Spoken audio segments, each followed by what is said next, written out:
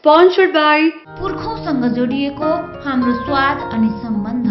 Tharu village नयाँ बानेश्वर बिजुली बजार Kathmandu. Phone number 44910557। City Express Money Transfer, supported by Apex Development Bank, Reliable Development Bank, powered by Luke Oil Lubricants.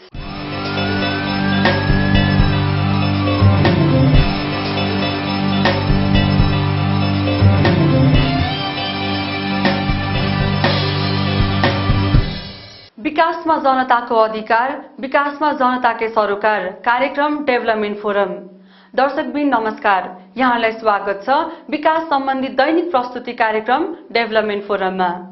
घर घर टोल टोल, बस्ती बस्तीदेखि गाउँ घर सहर बजार सबैतिरका साना ठूला सबै प्रकारका विकासका हरेक गतिविधिहरूको सङ्गालो कार्यक्रम डेभलपमेन्ट फोरम। विकासको क्षेत्रमा भएका सबै गतिविधिहरू समेटिने पूर्ण कार्यक्रम डेभलपमेन्ट फोरमको प्रारम्भमा हामी पस्कन्छौं विकास गतिविधिहरू।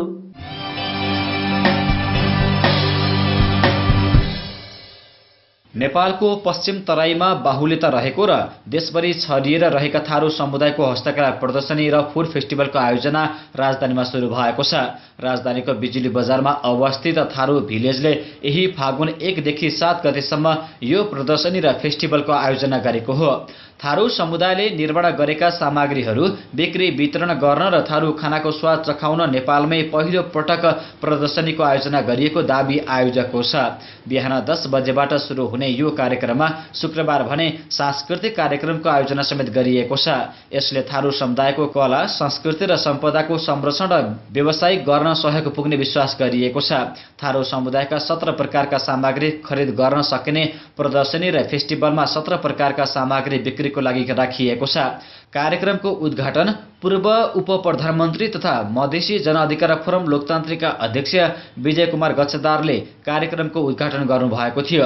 कार्यक्रममा गच्छेदारले नेपालमा जनसङ्ख्याको हिसाबले चौथो स्थानमा रहेका थारू समुदाय कला र संस्कृतिमा धनी भएको तर त्यसको व्यवसायीकरण गर्नुपर्नेमा जोड दिनुभयो।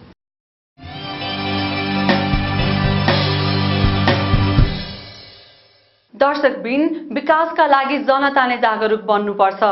घर घरबाट जनजनले विकासका हर गतिविधिमा सरोकार राख्नुपर्छ। जनताले भन्न सक्नुपर्छ, विकास मेरो अधिकार, विकासमा मेरो सरोकार। जनजनको दैनिकी र समाजको अग्रगतिका खातिर हुने विकासका क्रियाकलापको स्थिति कहाँ के छ? कार्यक्रम डेभलपमेन्ट फोरमको अबको प्रस्तुतिमा हामी पस्कन्छौं एक खोजमूलक रिपोर्ट। अप्ठ्यारो चाहिँ के हो भने अब यो यहाँ स्वभावैले अहिले अब निर्वाचित जनप्रतिनिधि नभएको र यो जनप्रतिनिधिले चलाउनु पर्ने यी कार्यालयहरू भएको हुनाले स्वभावैले हामी कर्मचारीहरूबाट सञ्चालन गर्दा ती जनताका सबै एस्पाइरेसनहरूलाई हामीले मिट गर्न नसक्ने अथवा त्यो त्यसलाई ह्यान्डलिङ गर्न पनि चुनौतीपूर्ण त छ। तर न्यूनतम रूपमा हामी हाम्रो क्षमताले भ्याएसम्म हामी अधिकतम रूपमा सेवा प्रवाह गर्ने कोसिसमा छौँ। दर्शक वृन्द, सुनिहाल्नुभयो। काठमाडौँ उपत्यकाको मुख्य स्थान मानिने जोरपाटी गाविस सहितका केही गाविस मिलेर बनाइएको गोकर्णेश्वर नगरपालिकाका निमित्त कार्यकारी अधिकृत रामचन्द्र तिवारीको भनाई। काठमाडौँ जिल्लाको ठूलो र अत्याधिक बजेट भएको जोरपाटी गाविस सहितका गाविस मिलाएर बनाइएको गोकर्णेश्वर नगरपालिकामा नै समस्या छ। नगरपालिका शाखा अधिकृत ऋषिकेश निरौलाको भनाई पनि हेरिहालौं। नगरपालिकाले नयाँ खालको काम केही गरेको छैन। साबित गाउँ विकास समितिहरूले गरिआएका सिफारिस लगायतका दैनिक प्रशासकीय काम वडा कार्यालयहरूबाट भइरहेको छ। सरकारले अहिले नगरपालिका घोषणा गरेको गरेछ, तर घोषित नगरपालिकामा के समस्या छन् भन्ने कुरा सुविधा सम्पन्न स्थान र बजेटको अभाव नभएको भनिएको गोकर्णेश्वरलाई नै लिन सकिन्छ। राजधानीमा अवस्थित र गाविस हुँदा नै करोडौं रुपियाँ बजेट विनियोजन हुने गोकर्णेश्वरको अवस्था देखे सुनेपछि भन्नै पर्ने हुन्छ नगरपालिका घोषणाको पूर्व तयारी कमजोर थियो। यदि त्यस्तो होइन भने गोकर्णेश्वरमा नै यस्तो समस्या आउने थिएन। अनि कुनै पनि घोषणा गर्नु अघि पूर्व तयारी धेरै नहुने र घोषणापछि गर्ने काममा पनि सरकारी ढिलासुस्तीले जनताले भने दुःख पाउनु पर्ने प्रचलन नगरपालिका घोषणापछि पनि देखियो। घोषित नगरपालिका जनताले सोचे अनुरूपको सेवा पाएका छैनन्, तर सरकार भने नगरपालिका घोषणा अझै गर्ने तयारीमा छ। केही महिना अघिसम्म 58 नगरपालिका रहेको नेपालमा नगरपालिकाको संख्या 191 पुगेको छ। सरकारले करिब 1 वर्ष अघि 72 नगरपालिका घोषणा गर्यो। नगरपालिकाको माग बढ्दै गएपछि थप 61 नगरपालिका पुनः घोषणा गरियो। त्यतिले नपुगेर अझै घोषणाको तयारी भइरहेको छ। मन्त्री परिषदमा 66 नगरपालिका घोषणाको लागि पेश भएकोमा 61 वटा मात्र स्वीकृत भएको कारण बाँकी नगरपालिका र केही गाविसहरूलाई नगरपालिका घोषणा गर्ने तयारी भइरहेको छ।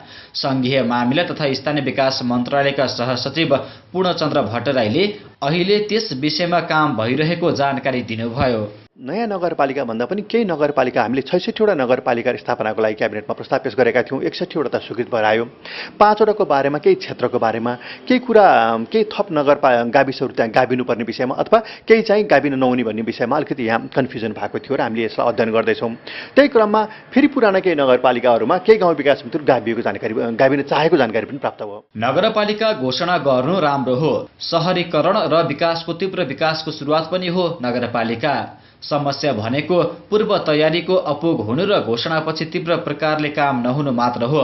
2053 सालमा नगरपालिकाको संख्या 58 पुर्याइएको थियो। त्यस यता झण्डै 18 वर्षसम्म नगरपालिका घोषणा हुँदै भएन। 191 नगरपालिकालाई 3 चरण र श्रेणीमा राखेर हेर्नुपर्ने संघीय मामिला तथा स्थानीय विकास मन्त्रालयका सहसचिव पूर्णचन्द्र भट्टराईले बताउनुभयो। अहिले हामीले नगरपालिकाहरू 3 श्रेणीमा हेरिराखेका छौँ। एउटा त विगतका 58 वटा नगरपालिका जुन चाहिँ पहिलेदेखि नै आफ्नो स्मुथली काम गरिरहेका थिए। दोस्रो चाहिँ यो बिचमा हामीले फेरि खडा गरेको 72 वटा नगरपालिका जसले चाहिँ अब पूर्ण रूपमा कामहरू प्रारम्भ गरिसकेको छ। तेस्रो चाहिँ पछिल्लो समयमा हामीले स्थापना गरेका 61 वटा नगरपालिका, तीमध्ये अधिकांश नगरपालिकाहरू फङ्सनमा आइसकेका छन्, तर यी नयाँ नगरपालिका हुन्। यी नयाँ नगरपालिकाले अब अहिले नगर परिषद गर्दैछन्, त्यसपछि मात्रै यिनीहरूको व्यवस्थित योजना बनाएर अगाडि बढ्छन्। अहिले प्रारम्भिक रूपमा नगरपालिकाको प्रारम्भिक काम आरम्भ भएको छ। यिनीहरू धेरै अगाडि बढिसकेको अवस्था चाहिँ छैन। नगरपालिका घोषणापछि काठमाडौँ र भक्तपुर जिल्ला गाविसविहीन जिल्ला भएका छन्। धेरै जिल्लाका सदरमुकाम जस्तो भए पनि नगरपालिका भइसकेका छन्। संघीय मामिला तथा स्थानीय विकास मन्त्रालयले नगरपालिका घोषणाको लागि गरेको कानुनी व्यवस्थाको आधार पुगेका गाविसहरू मिलाएर नगरपालिका घोषणा गरिएको हो। यही वर्ष मात्र 133 नगरपालिका घोषणा भएका छन्। नगरपालिका घोषणापछि जनताले विकासको आशा गरेका हुन्छन्, जुन स्वाभाविक पनि हो। संघीय मामिला तथा स्थानीय विकास मन्त्रालयकै भनाइअनुसार जनताको त्यो आशा केही समयपछि मात्र कार्यान्वयनमा आउने भएको छ। अर्थात् यस वर्ष घोषणा गरिएका 133 नगरपालिकामा केहीले सुरु गरे होलान्, त्यो बेग्लै कुरा हो। तर धेरै नगरपालिकाले विकासको काम सुरु गरेका छैनन्। विकास सुरु गर्ने प्रयास भने गरेका छन्।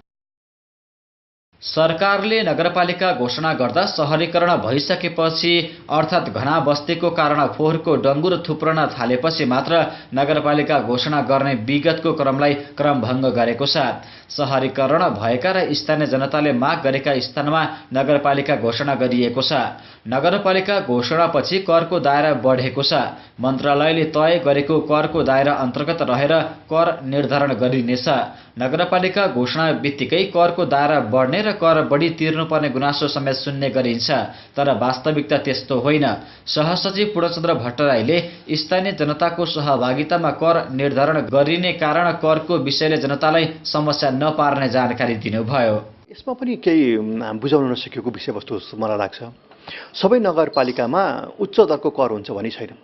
कर कसले लगाउने? कर जनप्रतिनिधिले लगाउने। त्यहाँ नगर परिषद हुन्छ। नगर परिषदले आफ्नो नगरपालिकाको निम्ति के कस्तो विषयवस्तुमा कर लगाउने भने उहाँहरूले नै अधिकार छ। केन्द्रले यति रुपैयाँ कर लगाउँ भनेर निर्देशित गर्ने स्वायत्त शासन ऐन व्यवस्था छैन।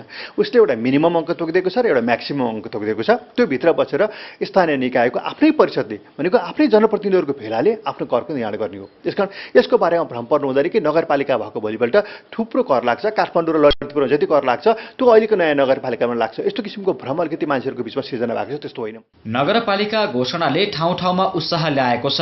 त्यो उत्साहलाई कायम राखी जनतालाई विकास निर्माणमा सहभागी गराउन सरकारले नै पहल गर्नुपर्ने आवश्यकता छ। बजेट विनियोजन चाँडो गर्ने, कर्मचारीको व्यवस्था गर्न भूमिका खेल्ने लगायतका काम गरेर जनतालाई सेवा प्रदान गर्न सके गुनासो आउने थिएन। जनताले नगरपालिकामा सहज तवरले काम गर्न पाउने अवसर सिर्जना गर्ने हो भने जनतालाई राहत हुने थियो। सरोकारवाला सबैको ध्यान यसतर्फ जान आवश्यक छ।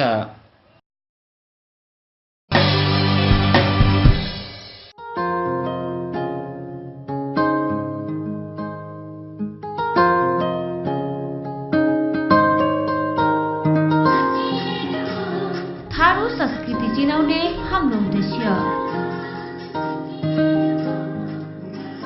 पारिवारिक वातावरणमा स्वादिष्ट परिकार,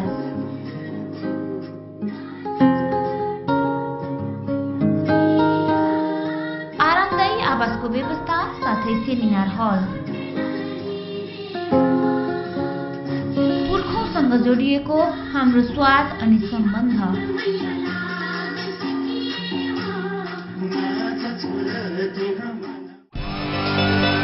जन जन का समस्या हाम्रा मुद्दा, घर घर का सरोकार हाम्रा विषय, टोल टोल र बस्ती बस्ती का सवाल हाम्रा प्राथमिकता, अर्थतन्त्र पूर्वाधार र विकासका लागि एउटा फरक मञ्च, कार्यक्रम डेभलपमेन्ट फोरम। Sponsored by पुर्खौँसँग जोडिएको हाम्रो स्वाद अनि सम्बन्ध, थारू भिलेज नयाँ बानेश्वर बिजुली बजार Kathmandu. Phone number 44910557। City Express Money Transfer, supported by Apex Development Bank, Reliable Development Bank, powered by Luke Oil Lubricants. राष्ट्रिय तथा अन्तर्राष्ट्रिय वायु सेवाको टिकटिङका लागि सधैँ सम्झनुहोस् Sumire tour and travel, Thamel Kathmandu. Pokhara, Chitwan, Lumbini, दार्जिलिङको टुर भेहिकल हायरिङ सुपथ मूल्यमा, राफ्टिङ, प्याराग्लाइडिङ र होटल बुकिङ पनि। ट्राभलिङ क्षेत्रको व्यावसायिक पहिचान सुमिरे टुर एन्ड ट्राभल। युरोपका विभिन्न सहर, USA, Canada, Australia, Japan, Doha, Dubai, Bangkok लगायत नेपालका विभिन्न स्थानको सस्तो हवाई टिकटिङ र विभिन्न टुर प्याकेजको लागि सधैँ सम्झनुहोस् स्पिडी ट्राभल। ट्राभलिङ क्षेत्रको विश्वासिलो नाम स्पिडी ट्राभल, भगवान बहाल ठमेल। Phone number 0144222710, 0144179228। www.speedynepal.com मा क्लिक गर्नुहोला। दर्शकबिन, विज्ञापनपछि पुनः स्वागत छ यहाँलाई डेभलपमेन्ट फोरममा। हामी विकास गतिविधिमाथि विभिन्न प्रस्तुतिहरू प्रस्तुत गरिरहेका छौं। नेपाल विकासको आधारको रूपमा लिइन्छ पर्यटन क्षेत्रलाई, तर पर्यटन क्षेत्र भ्रष्टाचारको अखडा बनेको छ। पर्यटन क्षेत्रले हजारौंलाई होइन लाखौंलाई रोजगारी दिनुपर्ने हो, तर किन हुँदैन? सरकारले मुखले प्राथमिकता भन्ने तर त्यस अनुरूप काम नगरेपछि यस्तो भएको त होइन। पर्यटन क्षेत्रमा सम्भावना धेरै छन्, तर समस्या धेरै देखिएका छन्। पर्यटन क्षेत्रको अवस्था के छ अनि यस क्षेत्रमा के गर्नु पर्ला? तपाईहरूको आफ्नै कार्यक्रम डेभलपमेन्ट फोरमको अर्को प्रस्तुति।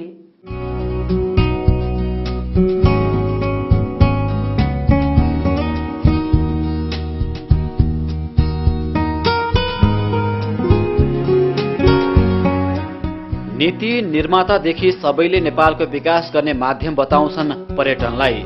मुखले पर्यटन पर्यटन भने पनि पर्यटन क्षेत्रको विकास र प्रवर्धनमा जति ध्यान दिनुपर्ने हो त्यति ध्यान दिन सकेको देखिँदैन।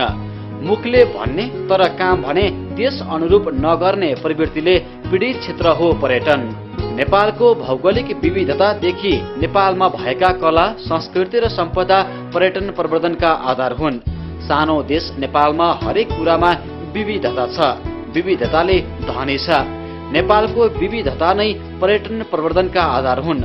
लामो समय द्वन्द्वमा परेको नेपालमा द्वन्द्वको समाप्तिसँगै पर्यटन क्षेत्रमा आशाका किरणहरू देखिएका छन्। पर्यटकको संख्यामा वृद्धि हुन थालेको छ। 5 वर्ष यता पर्यटक निरन्तर बढिरहेका छन्, तर पर्यटन क्षेत्रमा देखिएका विवाद, आरोप र प्रत्यारोपले धेरै पर्यटकलाई आकर्षित गर्न सक्ने सम्भावना हुँदाहुँदै पनि भएको छैन।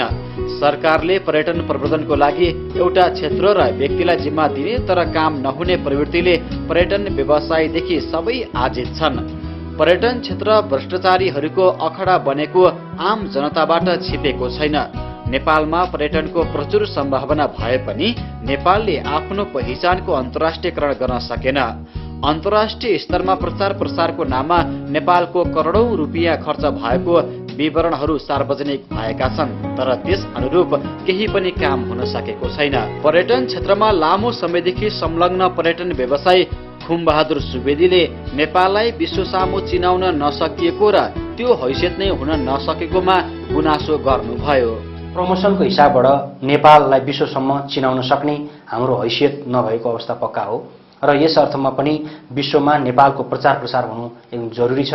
त्यस अर्थले जुन जरुरी छ कुन अर्थमा भने खास गरी हाम्रो इन्टरनेसनल प्लेनहरू डाइरेक्टली रूपमा नेपाल आउन नसक्नु र नेपाल कहाँ पर्छ भनेर एउटा पहिचान सहितको प्रमोसन नहुनु र यी विविध कुराहरूले गर्दा नेपालमा पर्यटकहरू जति आउनु पर्ने थियो त्यति आउन पाएको हामीले देखेका छैनौँ। नेपालले पर्यटन क्षेत्रमा धेरै देखाउन र गर्न सक्ने आधारहरू छन्, तर नेपालमा पर्यटक आगमन प्रमुख दुई कुराले मात्र आकर्षित हुने गरेको देखिन्छ। सगरमाथा र गौतम बुद्धको जन्मस्थल लुम्बिनी मात्र पर्यटकको आकर्षणको केन्द्र बनेका छन्। पोखरा र अन्नपूर्ण क्षेत्र पनि आकर्षण हुने गरेको छ, तर त्यसभन्दा बाहिर जुन रूपमा जानुपर्ने हो जान सकेको देखिँदैन। गए पनि त्यो संख्या अत्यन्त न्यून हुने गरेको छ। नेपालमा निरन्तर देखिँदै आएको राजनीतिक अस्थिरता पनि पर्यटन प्रवर्धनको बाधक बनेको छ। आएका पर्यटक पनि शास्ति खेपेर आउन बाध्य छन्। अधिकांश देशमा सिधै हवाई उडान नहुनु लगायतका कारण पर्यटकहरू नेपाल घुम्न आउँदा होसियारीपूर्वक आउने गरेको व्यवसायी खुमबहादुर सुवेदीले बताउनुभयो। विदेशी पर्यटकहरू भ्रमणप्रति एकदमै सशंकित र एकदमै होसियारीका पूर्वक एउटा आफ्नो गन्तव्यहरूलाई अगाडि बढाइरहेको हुन्छ। यस अर्थमा के हो भने डाइरेक्ट प्लेनहरू नहुनु र विभिन्न नेपालमा प्लेनका एक्सिडेन्टहरू हुनु, राजनीतिक उतार चढावहरू हुनु र भ्रमण गर्दाखेरिमा हामीसँग भएका लग्जरी होल्डेजहरूको अभाव हुनु, विविध कुराहरूले गर्दा पर्यटकहरू नेपालप्रति भ्रमण गर्न कम भएको हामीले पाएका छौँ। यस अर्थमा पाएका छौँ नेपालमा माउन्ट एभरेस्ट मात्रै हुन सक्छ, नेपालमा गौतम बुद्ध मात्रै जन्मेको हुन सक्छ।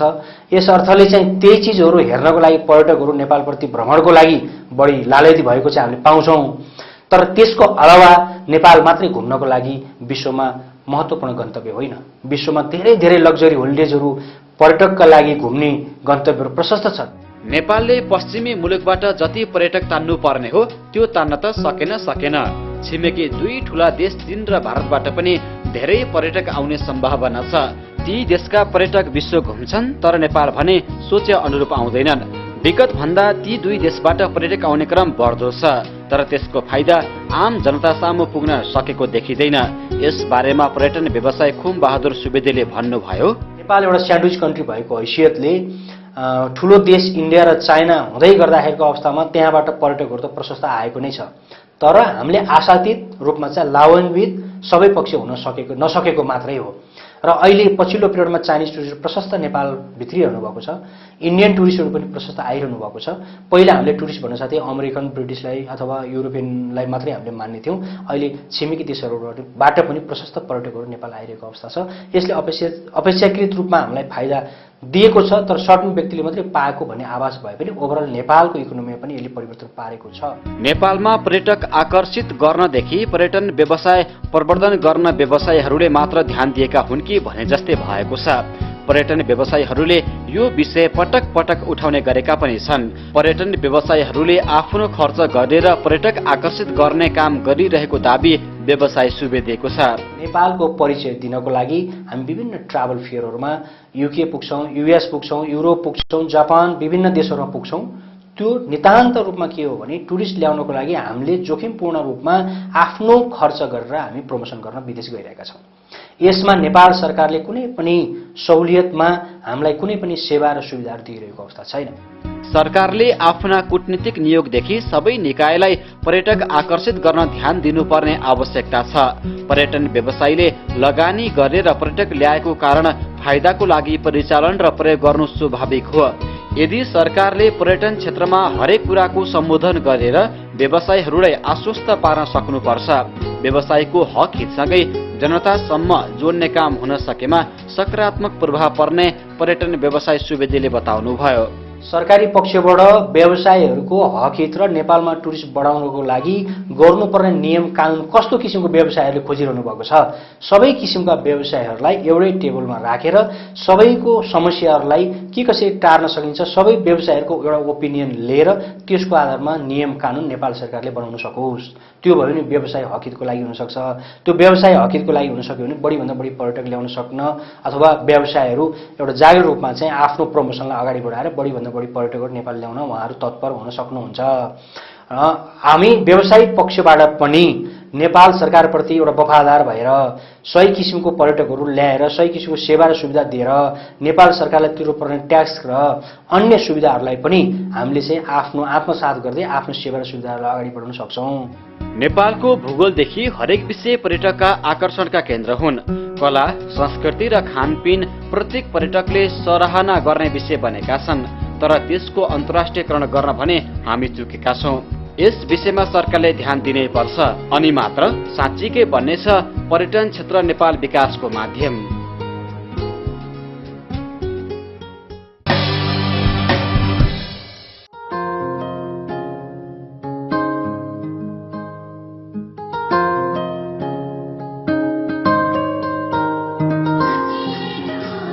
थारू संस्कृति चिनाउने हाम्रो उद्देश्य पारिवारिक वातावरणमा स्वादिष्ट परिकार,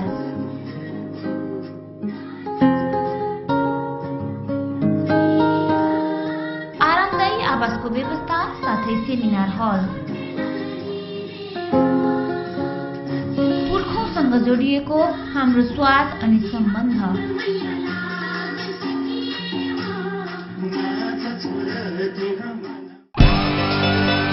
कुरा कामका, परिवर्तन, सुधार र उन्नतिका, सवाल अर्थतन्त्र, पूर्वाधार र विकासका, सम्पूर्ण सामाजिक तबकाका, बहस हर विषय, सन्दर्भ र प्रसङ्गका कार्यक्रम डेभलपमेन्ट फोरम।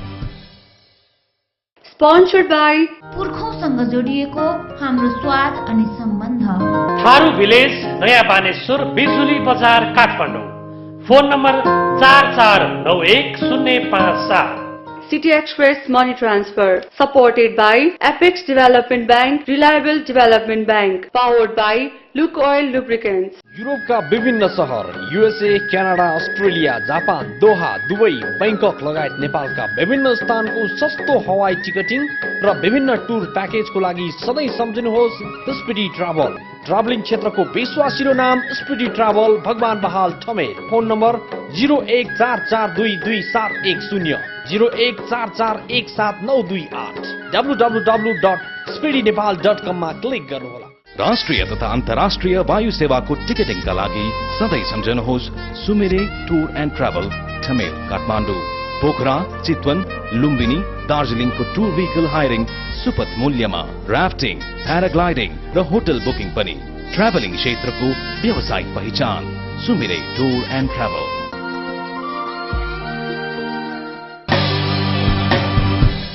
दर्शकबिन, कार्यक्रम डेभलपमेन्ट फोरम तपाईँ, हामी अनि आम देशवासी सबैले भोगेका समस्या तथा गरेका उपलब्धि प्रस्तुत हुने साझा चौतारी हो। तपाईहरूका सल्लाह सुझावको आधारमा नै हामीले कार्यक्रमहरू तयार पारिरहेका छौं र थप तयार पार्दै जाने प्रतिबद्धता व्यक्त गर्दछौं। यहाँले दिने सूचना, सल्लाह र सुझावको प्रतीक्षामा रहनेछौं हामी। कार्यक्रम डेभलपमेन्ट फोरमको निर्धारित समय सकिसकेको छ। भोलि नयाँ प्रस्तुति र विषयका साथ उपस्थित हुने नै छौं। आजको लागि कार्यक्रम डेभलपमेन्ट फोरमको टिमलाई आज्ञा दिनुहोस्। नमस्ते।